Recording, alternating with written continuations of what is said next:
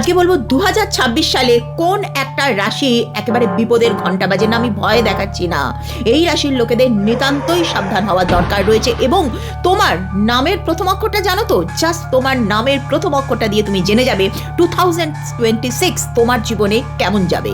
যদি তোমার নাম এন দিয়ে শুরু হয়, এমনিটা বছর তোমার ঠিকঠাক কেটে যাবে, কিন্তু কোনো একজনকে ব্যক্তিকে যাকে তুমি বেশি ভরসা করবে সেই কিন্তু তোমাকে একেবারে ধাক্কা দিয়ে লেসন দিয়ে যাবে। So don't do that.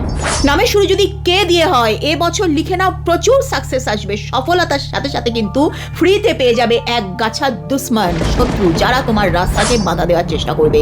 Remedy একটা ছোট বলে দিই, মহাদেবের মন্দিরে সোমবার গিয়ে জাস্ট একটা পতাকা দিয়ে এসো, কোনো শত্রু তোমার কিছু খারাপ করতে পারবে না। যে রাশিটার জন্য প্রচন্ড সাবধানে থাকতে হবে সে হলো কুম্ভ রাশি। শনির 7.5 থার্ড ফেজ চলছে। তোমরা নিজেরাই জানো থার্ড ফেজে শনি একেবারে নিংড়ে নিয়ে বেরিয়ে যায়। অলরেডি অনেক কষ্টের মধ্যে দিয়ে রয়েছো, কিন্তু তাই জন্য জানিয়ে দিচ্ছি যে কোনো কিছুতে ভাই সাবধান হয়ে চলো, যাতে মানে এ বছরটা বেরিয়ে গেলেই তো মুক্তি। আর নাম যাদের, তাদের কিন্তু 2026 রিয়েলি বাল্লে বাল্লে যাবে। ব্যাস ধোকা খাওয়ার যোগ রয়েছে, হার্ট ভাঙবে প্রচুর। তাই জন্য ইশক মোহাম্মত করবার আগে একটুখানি সামলে চলবে। আর কোন রাশিগুলোর বল্লে বল্লে যাবে লিখে নাও। মেষ রাশি ভালো, তুমি যে যেখানে আছো তার থেকে বেস্ট হবেই এই বছর তোমাদের।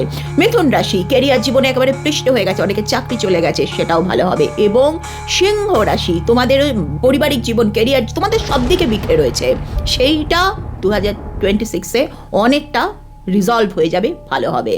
আমি কি ঠিক বললাম, হ্যাঁ কি না প্লিজ কমেন্ট করো। আর যারা বিশ্বাস করো হনুমানজিকে স্মরণ করলে সমস্ত বিপদ সংকট ফাঁড়া কেটে যাবে, তার জন্য কমেন্ট সেকশনে জয় বজরংবলী অবশ্যই লিখো।